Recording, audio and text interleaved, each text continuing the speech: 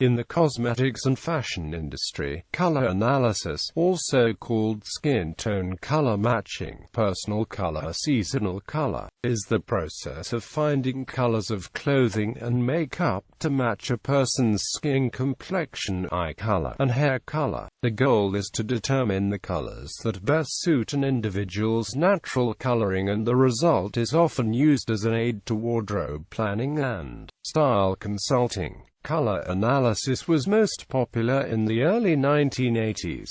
There are a wide variety of approaches to analyzing personal coloring. The most well-known is seasonal color analysis, which places individual coloring into 4 general categories: winter, spring, summer, and autumn. More recent systems subdivide the seasons into 12 or 16 categories. Many different versions of seasonal analysis have been developed and promoted by image and color consultants worldwide. Some color analysis systems classify an individual's personal combination of hair color, eye color, and skin tone using labels that refer to a color's temperature and the degree to which the hair, skin, and eye colors contrast. Color analysis demonstrates how colors are capable of being flattering or, conversely, unflattering. Colors that are unsuitable for the individual can make a person look pale, for instance, or draw attention to such flaws as wrinkles or uneven skin tone. One practical application for color analysis is that by limiting wardrobe color choices, a person will likely find it easier to coordinate his or her clothing and accessories, thus possibly saving time, space, and money. However, color analysis can also be costly for the individual, both in regard to the fees of professional and less than professional analysis, and subsequent clothing and cosmetics purchases. One problem is that there is no standard training or degree required to market oneself as a color analyst. Color analysis is a marketing ploy that has been controversial since its beginnings. Early history of color analysis. Chevreul. Michel-Eugène Chevreul was a French chemist and superintendent at the Gobelins manufactory in Paris. He wrote 4 treatises on color, making him the authority on color theory in the mid to late 19th century. His principles of successive contrast and simultaneous contrast had significant impact on the fine and industrial arts. In the 1850s, Chevreul's ideas on color harmony were prescribed for an American audience lacking any education in color harmony. Gaudy's Ladies' Book introduced gaudy American women to Chevreul's idea of becoming colors for brunettes and blondes. Munsell. Albert Henry Munsell was an American painter, teacher of art, and the inventor of the Munsell color system. He had visited the tapestry works of Chevreul and studied color in France. Munsell classified colors according to value, hue, and chroma. Value is the lightness or darkness of the color. Hue is the pure color, and chroma is the colorfulness or intensity of the color. After Munsell's death, one of his sons took over his business and started the Munsell Color Foundation. By the 1920s, a color revolution had occurred in the USA with the development of new color industries, including also the production of color swatch books used as a marketing tool. Johannes Itten published The Art of Color in 1961. He was a Swiss-born artist and art educator who expounded upon the principles of simultaneous contrast which Chevreul set forth in his 1839 treatise. Itten proposed the notion of subjective color, which he discovered while teaching a class assignment on color harmony in 1928.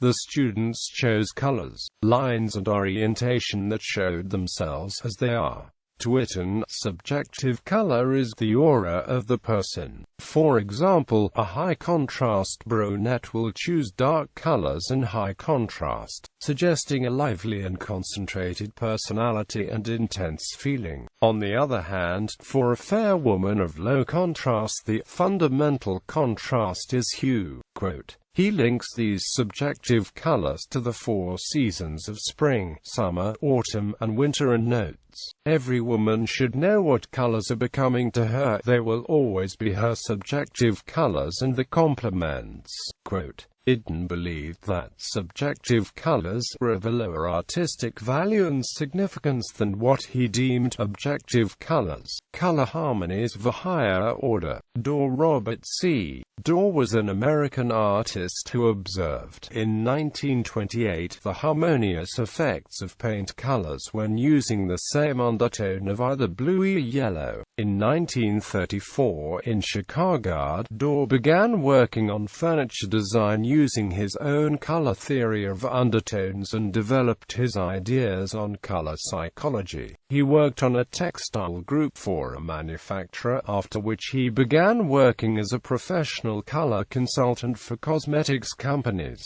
Dorr created the color key system using color palettes where an individual's complexion is either cool or warm. Those who are key I have blue skin undertones, hair colors, even blue-white teeth, while key 2 individuals have yellow skin undertones and hair colors, and creamy white teeth. The color key program consists of 2 palettes divided into blue and yellow undertones, key I and 2, each containing 170 colors per fan. In key I, orange is not represented in the palette, whereas in the key 2 palette, magenta is missing. Orange and magenta are the color indicants of yellow and blue undertones. Dorr's color key program took all races into consideration and no race was limited to any one key palette. After moving to California in the late 1950s, Dorr taught courses and gave lectures on his color key program until his death in 1979. The color company DeVoe Reynolds originally developed, in paint chips, the Key 1 and AMP Key 2 color matching system from Robert Dorr. According to Bernice Kentner, Dorr is the originator and unsung hero of color analysis. Suzanne Cagill was an American fashion designer and color theorist who developed the Cagill method of color analysis. A milliner, poet, dress designer, and nightclub singer as a young adult, Cagill turned her attention to color in 1945 and worked the rest of her life creating individual style guides and color palettes for clients and teaching design seminars. Cagill may have been influenced by her association with Edith Head, wardrobe designer and consultant to Hollywood studios and stars. She was likely influenced by Robert Dorr's color key program, already in popular usage when Cagill began focusing on color more intently. Dorr and Cagill were also both working in interior design and color psychology in the late 1940s and 50s. In the 1950s, Cagill starred in a self-improvement television program on fashion and relationships, Living with Suzanne, which aired on CBS in Los Angeles, and began to teach seminars in which she described her work on style, personality, line, and color. Many devotees attended her classes, adapted and popularized her theories of personality, style, and color analysis in the late 1970s and 80s. In 1980, she published Color, The Essence of You and established the Academy of Color. In this book, Cagill identified a wide range of subgroups within each season, and gave them descriptive names such as early spring, metallic autumn, or dynamic winter, each with its own set of special characteristics. Cagill believed in the fundamental link between style, color, and a person's personality. The Suzanne Cagill Papers, circa 1950 to 1990, are held within the Division of Rare and Manuscript Collections, Cornell University Library, Cornell University. Seasonal skin tone color matching for clothing and cosmetics. Starting in the 1970s, the availability of high-quality, accurate and inexpensive color printing made it possible for the first time to produce books for the mass market in which skin tones and clothing colors could be accurately reproduced. The result was the near-simultaneous publication by a number of authors of books proposing systems of color analysis analysis designed to allow the reader to discover which shades of color in clothes complement your natural coloring to look healthier, sexier and more powerful. The authors of these books all present roughly similar ideas. Most agree, for example, on the following basic points. Most rely upon a color system in which the colors are divided into 4 groups of harmonious colors which are said to match with the 4 seasons of the year. The seasons are, to some degree, arbitrary, and it sometimes happens that someone will be on the cusp of 2 seasons. But, as Carol Jackson insists with testing, one palette will prove to be better than the other. Jackson also acknowledges, however, that the reference to the 4 seasons is nothing more than a convenient artifice. We could call your coloring type A, type B, and so on. The comparison with the seasons provides a more poetic way to describe your coloring and your best colors. An individual's basic color category, or season, remains the same over his or her lifetime and is not affected by tanning, because he still have the same color skin, but in a darker hue. Skin color, rather than hair or eye color, determines a person's season. Bernice Kentner warns, remember, do not rely on hair coloring to find your season. A person's color season has nothing to do with the season of his or her birth, the favorite season of the year. Prominent systems of seasonal color analysis since the mid-1970s. Deborah Chase, The Medically Based No-Nonsense Beauty Book. Chase explored the impact of skin pigments on coloration. She noted that there are 3 primary pigments that give the skin its color: melanin, which gives the skin its brown tones; carotene, which imparts the yellow skin tones; and hemoglobin, the red pigment in the blood, which gives the skin its pink and red hues. The 3 pigments melanin, carotene, and hemoglobin join one another to produce our flesh tones. Bernice Kentner, Color Me a Season. Bernice Kentner, who had worked as a licensed cosmetologist since 1950, began holding lectures on color analysis in the early 1970s, and in 1978 published Color Me a Season, which went through several printings in the early 1980s. Like Chevreul and Susan K. Gill, Kentner drew her ideas from the art of interior decorating. She wrote, "It is possible to color coordinate your home so it is pleasing to the eye. So it is with the human body. The body itself is the background for all color that will be placed upon it. It remains our task then to find what color scheme our bodies fall into. As with the walls of a room, we must determine what color our skin is." Kentner also drew on the ideas of Johanna Sittin, who linked the subjective colors of an individual to one of the 4 seasons. Kentner emphasizes that it is skin color rather than hair or eye color that serves as the base from which a color analysis must start. The color of a person's skin determines whether that individual should be classified as a summer, a winter, a spring, or an autumn. This can cause confusion, because the color of the hair may be the first thing that strikes the observer's eye. Thus, even though colors work best for complexion, the individual may look like another season because of hair coloring. I call this the secondary season. The color of the hair and eyes serve to heighten the appeal of certain color choices for clothing and makeup, and to rule out certain other choices, but all such choices must be made from within the palette that is compatible with the shade of the skin. To illustrate this point, Kentner offers the example of a woman whose dramatic hair color suggested that she ought to be an autumn, but whose skin color made her winter. When the woman was color draped in swatches from the winter palette, she came to life. and looked considerably more attractive than she had been when wearing autumn colors. However, one of the colors in the palette was incompatible with her hair, and was determined to be inappropriate for her wardrobe. Winter. Dominant skin characteristics. Cool with rose undertones. May appear almost white, yet the skin will be a bit darker than the very pale-skinned. Summer. Not the translucent look that a summer person has. Rosy cheeks will not appear naturally on a winter person. Dark-skinned. Winters are usually olive-skinned with a blue undertone.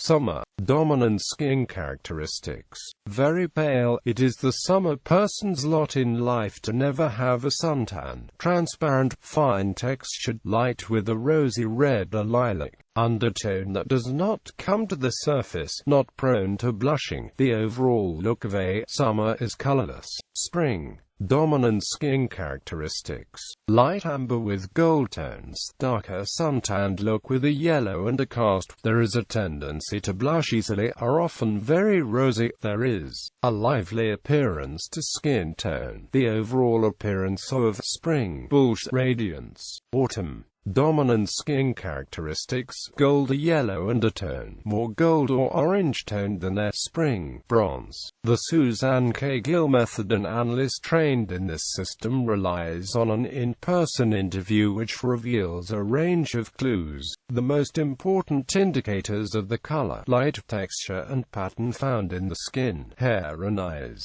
Texture, color contrast levels, movement patterns, and facial and body characteristics are secondary indicators that help to determine basic seasonal type and subgroup within the season. Experienced practitioners also often observe predictable personality types and preferences that correspond to a person's seasonal group. Winter. The palette includes colors that are pure pigments, or pigments with added black, or with so much white added as to create an icy, frosted pastel. Spring. Palette colors are usually clear washes at ends, pigments that have white or water added. Summer. These complex palettes may have a blend of black, white, gray or brown added to the pure pigments, creating a wide range of subtle differences. Autumn. The palette is dominated by undertones of natural brown pigment which may range from ochre, umber, or burnt sienna to browns darkened with black. With this system, almost any color can be found within each season, and many palettes include a combination of both warm and cool tones. The result is nuanced, individualized and unique to each person. The outcome of the analysis is a palette of fabric samples which complement each other and reflect the client. They can then be used as a guide to simplify selection of clothing and accessories and may also be used in choosing home and office interior colors, fabrics and designs.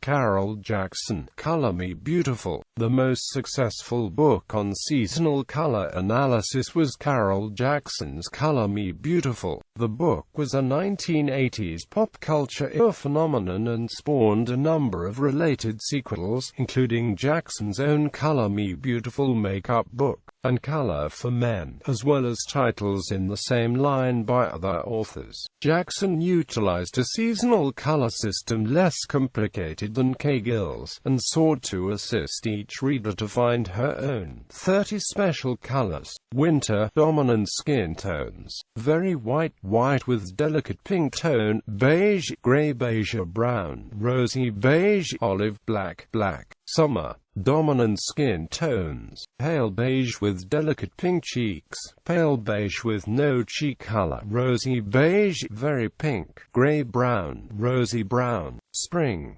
Dominant skin tones. Creamy ivory, ivory with pale golden freckles, peach, peach, pink, golden beige, rosy cheeks, golden brown. Autumn. Dominant skin tones. Ivory, ivory with freckles, peach, peach with freckles, golden beige, dark beige, coppery, golden brown. Mary Spillane and Christine Sherlock. Color Me Beautiful's Looking Your Best. Spillan and Sherlock introduced an expanded classification system, in which the 4 seasonal palettes were expanded to 12. Veronique Henderson and Pat Henshaw combine the seasonal analysis method with the classification system based on contrasts in an individual's coloring, returning to the previous color study from Doris Puser in the early 1990s. Systems of contrast analysis. In an attempt to move away from the complexities involved in seasonal color systems, some authors have suggested that it is possible to achieve attractive results by focusing instead on the level of contrast between a person's skin tone and his or her hair and eye colors. Donna Cognac, Essential Colors, the principles of repeating one's contrast level as well as the color temperatures and intensities that complement the personal coloring are combined in a system developed by Donna Cognac. It relates 16 different color harmonies to the energy of nature's 5 elements: water, wood, fire, earth, a metal.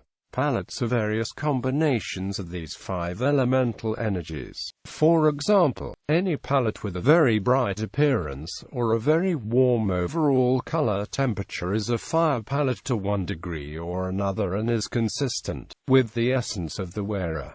Joanne Nicholson and Judy Lewis-Crum, Color Wonderful. Another method of analysis was developed by color consultants Joanne Nicholson and Judy Lewis-Crum, whose 1986 book Color Wonderful explains the classification system, which is based on the amount of contrast in an individual's coloring. Alan Flusser, Dressing the Man Flusser, lays out 2 relatively simple rules. The degree of contrast between the wearer's skin and his/her hair and eye should be reflected in the degree of contrast between the colors in his/her clothes. Great variety of shadings can be scaled down into 2 basic formats: contrast and muted. If your hair is dark and your skin light, you have a contrast format. If your hair and skin tone are similar, your complexion would be considered muted atonal. A high contrast individual should dress in clothes with highly contrasting colors. The result will be that the high contrast format actually invites the eye to look at face because of its compatibility with his hair and light skin. By contrast, encasing a low-intensity complexion within a higher contrast setting dilutes the face's natural pigmentation in addition to distracting the viewer's eye. One or more of the tones in the skin and hair should be repeated in an article of clothing near the face. One option is to repeat the color of the hair in a jacket, tie, scarf, in order to frame the face. The obvious choice of suit shade would be that which repeated his hair color, thereby drawing the observer's attention to what was bracketed in between, in other words, his face. Flusser uses a series of photos of models to demonstrate that it is possible to achieve attractive results by repeating the eye color of the skin tones in clothing articles that are close to the face, and that it is even more desirable to use several colors in the clothes to match some combination of skin, hair, eye colors.